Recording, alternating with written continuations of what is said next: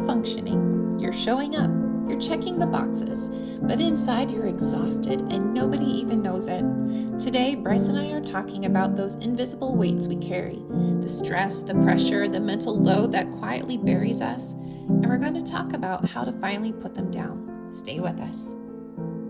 Welcome to Bringing Hope Home. We're Bryce and Colette Schaffer, and we're on a mission to bring God's hope, healing, and practical strategies right into your living room. Welcome back to Bringing Hope Home. We're Bryce and Colette, and here we are with Monday, May 11th, or whenever you're watching this. Yeah, and we can't give a date to these things. Right. We give a month, and that's enough. We're in May. We're in May. Right, and whenever you're listening, we're glad you're listening. That's right. And remember to like, share, subscribe, and comment. That's right. Whatever That we helps us. Helps us out. a lot. Yeah, didn't expect to say that right now, but There you go. we're glad you're with us today here in May, and we hope you had a great last week and starting to check the boxes for this week, whenever that is. And this week we're going to talk about a kind of a topic that is we don't see a lot of, we don't hear a lot of, and those are just invisible weights that we carry. All men and women, we carry things around with us, and it gets pretty heavy at times. We're not supposed to. And we're not, we got to let it go, as the song says. And if we don't, it just gets heavier and heavier. And you alluded to that on our last podcast with you when you went to back to school when we were first pastoring, and how you wanted to challenge yourself, finish school, and do all these things on top of being a mom, being a wonderful Pastor's wife, and a Teaching pastor lessons. wife, and trying to just deal and juggle all the things of life. And we decided to say, let's have you go back to school. Taking more than full-time classes. Yeah.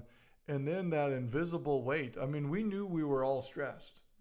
I mean, that's where we're going with this today. I mean, we knew we were stressed. We knew we were, had things to the max, everything. Our days were structured. Our life had to do this, and this.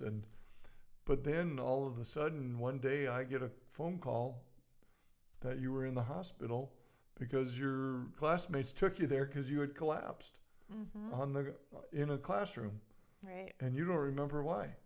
Well, no, I remember why, I wasn't feeling good, and so I was going to get up just to leave the class that I was in, and my body I just collapsed, and I was laying there, and it was the oddest thing. I didn't pass out, but I couldn't make myself move.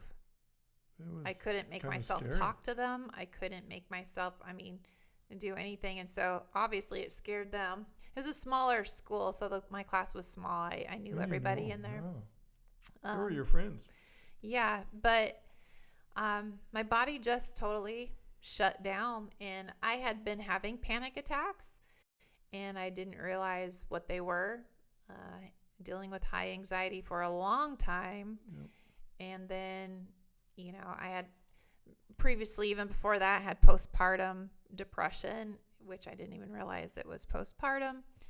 I didn't realize a lot of things. Well, that was before, internet or really Google you're scrolling and you didn't Google it. So you didn't know unless you just talked to somebody what their if you didn't know anything was wrong. Yeah. So I didn't know what to compare it with or what. It was just life. So I just dealt. I'm a Gen Xer. I just deal with life. Yeah, and stuff it. Yeah, right. We just stuff things. So enough stuffing and enough just doing whatever I could, and that's what happened. My body just shut down. And we were both still high functioning anxiety people. I mean, if we have that worry, that stress, that strain on our lives, we just function in that. And I think a lot of people are doing that, and that gets to be that invisible weight, right, that we're talking about. And men and women, we carry it differently sometimes we don't, but we have different things that trip our trigger, And I think nowadays our society is, you almost run on anxiety. I mean, there's anxiety is all around us, and our phones don't help. no, Our scrolling and everything that just feeds to our anxiety. But right. I Well, don't think it's going away. So we need to learn how to deal with it and what the Word says about it. And the Word has a lot to say about it. Yep, and we'll get to those. And so there was a couple different ones. Are you holding some invisible weight? I mean, I would like you to take a minute and check yourself. Am I carrying something I shouldn't be carrying? And so I thought of a couple. Are you carrying the mental load for the marriage, for your family? And sometimes I mean family as in more than just you, your family, your immediately extended family, your parents, maybe they're sick. And so now you're carrying their load, or a sibling or something like that. Are you have that pressure to keep up with the Joneses and those invisible weights that aren't supposed to be there? Are you emotionally exhausted or juggling everybody's life? Everybody comes to you and you're the one that's the problem solver, but who's solving your problems and helping you? The financial pressures, right? Those guys, we're big on that one. We're the provider, we're the hunter-gatherer. And if we're not doing what we think or where we should be at this moment in time, that can put some strain on us. We suppress things. We need validation and out of that respect. And sometimes we feel like we're not getting it anywhere. No one sees us, And so those invisible weights can cause you not to function as you should in your family, for your family. Either one, in or for. And so our society puts us into pigeonholes us into these norms for guys and gals. And I know a lot of people get out of them. I'm not, I'm not in any pigeonhole. I get that. And this is probably the best time in our 50 plus years of life that I've seen where anybody can do and be whatever they want to be. But we're still run and controlled, like you said, by social media, by what's going on next door, who's doing what.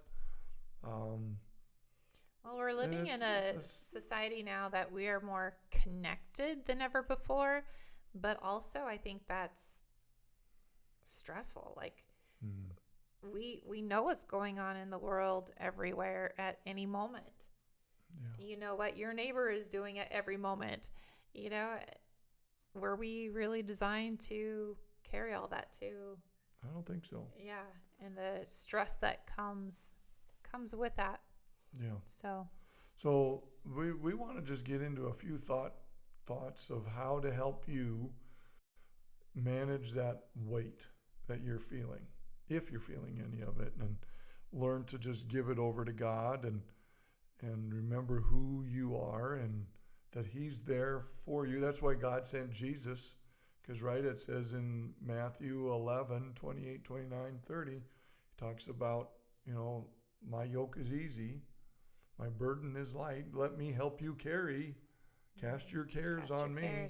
That's not from Matthew. That's from, that's another verse of Scripture. Yeah, but that whole thing. And so are you letting God again into your day? I mean, that's part of the theme of our podcast. Are you letting God in to help you manage those invisible weights in the day-to-day operations of your life? So, a thought process is, are you delegating correctly? Are you sharing your load? I think back to your example in your life and that shutting down during the college days. I was certainly trying my very best to share the load. I mean, I was, so it wasn't like you had every household chore and all those things on top of trying to go to school with 20 plus credits and pastoral responsibilities. But I think sometimes we got to look at everything and have we delegated correctly? Have we communicated, especially to our spouse, the correct where we're at? It's okay that you don't have to stuff it and try to hold up that wall, so a faith wall or any of those things, you can learn to delegate, learn to talk it through with your spouse, with God. You know, Well, and I think if you have high functioning anxiety, or if you've carried it for so long, you know, you're probably the personality that's like, well, I can just handle it myself. it's easier this It's way. easier just to handle it myself than to delegate, because then you're dealing with somebody else, and then that's a whole other set of issues. And my husband will not get it right. Yeah, so I just am going to do it myself. Right. It's better to do it myself than to fix it. Right. Right. I get that. but and us guys, we got to do better in that a little bit. But you don't always have to have ownership of stuff. Isn't that, I mean, God should be the one that has the ownership of everything. And so how it turns out sometimes, if you gave your best. Yeah. Well, and I think that was part of my deal, was being a perfectionist. You know, we had a little tiny church and didn't have any budget for like the children's department or anything. So what did I do?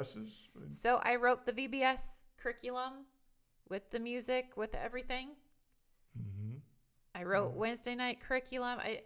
So I was doing, and then like the kids' birthdays, I would go extreme. Well, we had to keep up with the Joneses as well. We saw what was around us. And so this perfectionist, and then it was made up as well, that I put on myself, that certainly added to it. Yeah. So learn to delegate a little bit. Learn to talk it through with your spouse. Decide what you can cut, what you can change. What do you need to hang on to? How can we lighten some of our loads and not have this invisible stress and press on our life? Another one, prioritize. Again, that's it, is prioritize and simplify. One of the things in a math problem, you get to, 7th, 8th grade math, and it's starting to be algebra. And algebra is one of those where you get these long equations with variables. And what's the first thing you're supposed to do, math people out there? What are you supposed to do with? So you're stressing me out. You're talking about math. Math. Oops. You have PEMDAS, right? Please excuse my dear Aunt Sally. Parentheses, exponents, multiplication, division. How many are you getting stressed out just by hearing that? Take you back to middle school, am I? No, but what I'm saying is you have this big, long problem, and you simplify it. You take it where it's all jumbled and there's a long string of stuff. Start combining like terms. Start multiplying correctly. Start dividing and doing like things. So in life we are supposed to We are to do those same things. Why not, right? Focus on what truly matters. Yeah. I think that's important for us to do. Right now we have a toddler, and that we kind of take care of our grandson. Not our grandson, yeah. It's not our own toddler, but he's over at the house quite a bit where we are blessed to have them. We are, it is wonderful. So if they're listening, the other one we don't get to see very often. No, it's not good at all. I'd rather have the messes of a toddler. Yes. But we come home now. I come home and it's not all pristine like it's been for the last couple of years. No, it's like a hurricane has gone through the house. Yeah. Within 5 minutes. And I actually got to say, I enjoy this now more than I did when I had my own kids. Maybe it's because I can still send this one home. And get a reprieve. And I can put things away and be okay. But, it's okay. You focus on what matters. And it matters is I get to be connecting with my grandson. And it's okay if things are left out a little. This is where I'm going with that. So you prioritize and simplify and just have the right mindset with those things. Yeah. For sure. Yeah. The next one is, set new boundaries. If you're feeling that weight. Yeah. A lot of time we feel stressed because we have not set good boundaries with people, with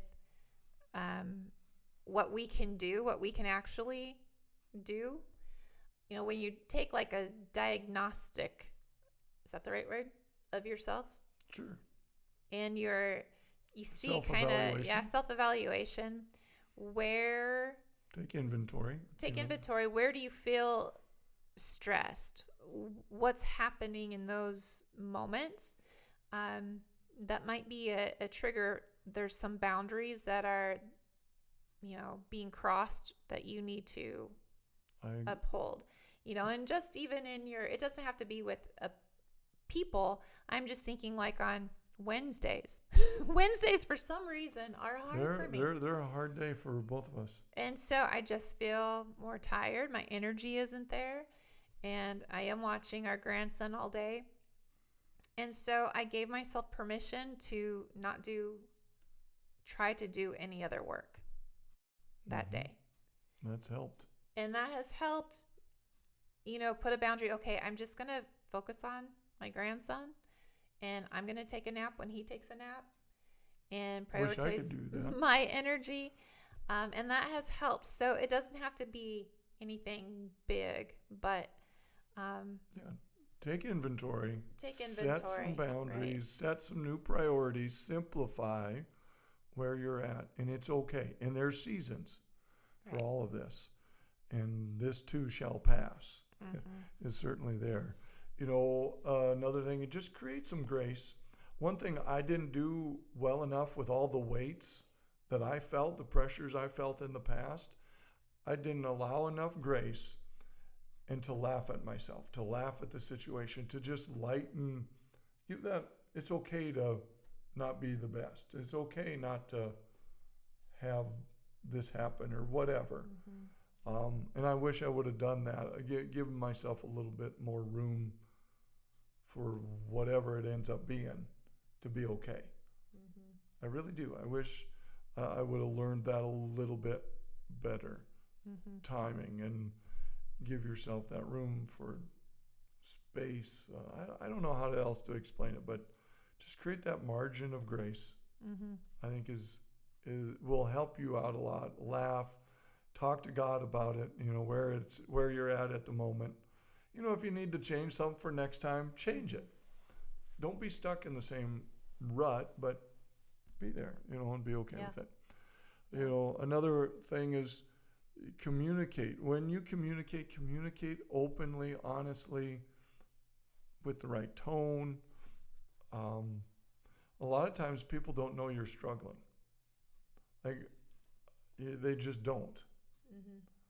And it's not a sign of weakness when you say, I need help, or I'm going through stuff right now. I just need you to know.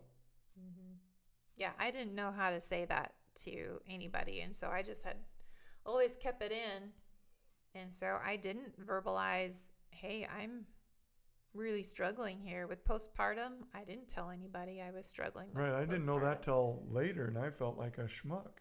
Yeah, but I just kept it in. I didn't tell anybody. But it was a tough time for me.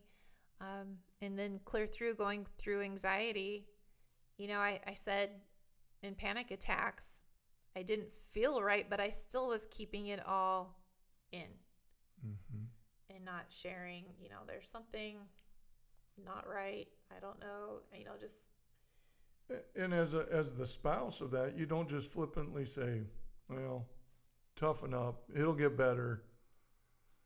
Try to be there and say, okay, let's sit down. Is there something we need to talk about? And if they say, oh no, I don't know, I'm just letting you know, there's just something up and I can't put my finger on it. Well, then maybe circle back around a week later. How you doing? Where are we at?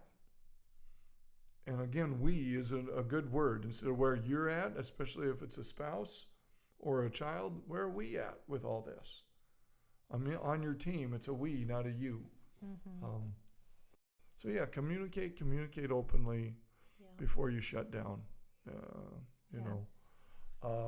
I think maybe the most important thing is give yourself some God time in the busyness. We start checking things off our list before we get out of bed or creating that list. And it's sometimes very, very hard to put God in the middle of things and give him your day. And that's why I would certainly suggest you give him your day rather than thank him for your day.